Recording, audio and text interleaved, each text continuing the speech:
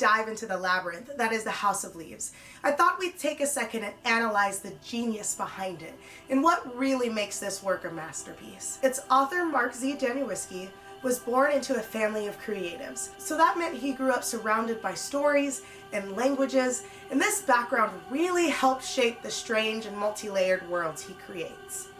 If you take his debut novel, House of Leaves, for example, it isn't just a book, it's a puzzle. It's a psychological experience, and Danielewski very much intended it to be that way. To quote the author himself, House of Leaves is certainly about the unsettling nature of fear, and it was my aim to address that. But it's also about recovering from fear.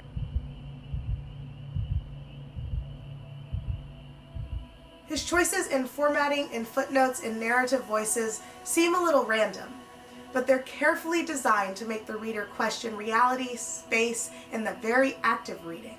Much like his unreliable narrators, plays with perspective. He plays with what you think you know, and really makes you wonder where the line between author and narrator and reader all lie. So this video isn't the book, yet. It's a little behind the scenes peek into one of the most unusual novels of our time. And if you enjoy this kind of exploration, stay tuned, because next time we'll start unraveling the House of Leaves itself. Hey y'all, welcome to Bound and Brood.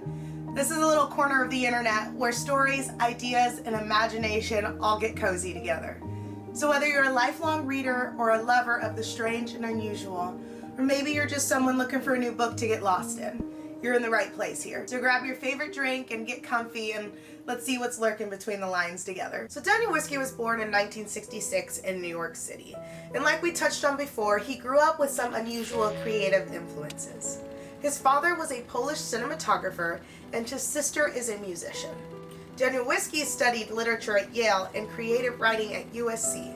And this is kind of where he cultivated his sort of obsession with how a story is told, and not just what it's about. House of Leaves is a prime example of this. It exploded onto the scene in early 2000, and on the surface, it's about a man, Zampano, who died and left behind an academic review. And that doesn't seem like the kind of story that would garner the cult-like following that this novel has, but how the book plays with your mind does. Not only does the actual plot line mess with your mind, but so does the book itself. The text isn't just words on a page. It spirals and flips upside down, and sometimes a single page only has one word. Other pages are dense walls of footnotes, and they're used more than just references. Some do provide context, but others are playful and tangential or even jokes. Sometimes footnotes contain footnotes of their own, hiding stories within stories, and you're navigating layers, piecing together fragments, and constantly questioning what is real.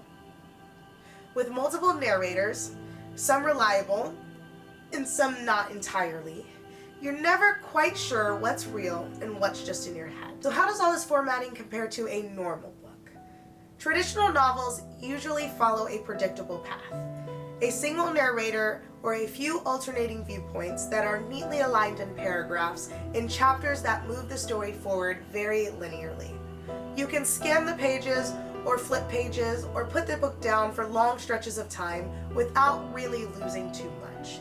It's very comfortable and very familiar. But House of Leaves is the exact opposite of that. Instead of a straight path, Danielewski gives you a maze with multiple layers of story happening at once. You've got Zampano's manuscript. A little deeper than that, you've got Johnny Turand's footnotes. And even deeper than that, you've got editorial commentary from scholars.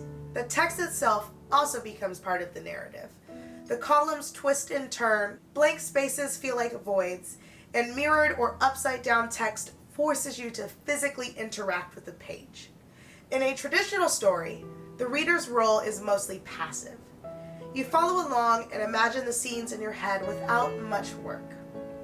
In the House of Leaves, your role is very active. You're piecing together fragments and deciphering footnotes and even sometimes flipping the book upside down to see the full picture.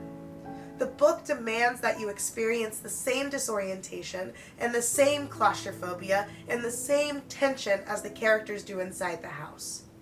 If you think of it like this, a regular book is a movie on a screen, and House of Leaves is a virtual reality game.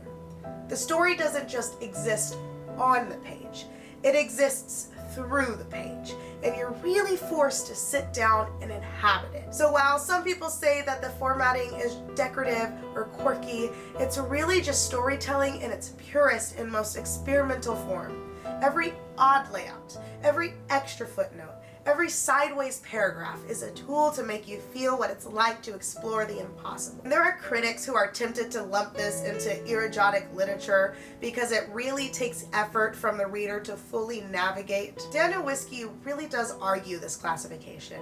He refers to his work as psychonic because the reader gets a new perspective when you combine the text and the images. The narrow columns suggest hallways, and wide spacing feels like open rooms. It's disorienting by design. It's unsettling by design.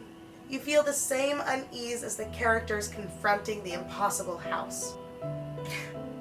But that's the brilliance of it. And while Danielewski has released other experimental works like Only Revolutions and the Familiar series, nothing has quite hit the cultural nerve like his debut. So whether you see it as a haunted house story, or a love story, or descent into madness, House of Leaves is not to be taken at face value.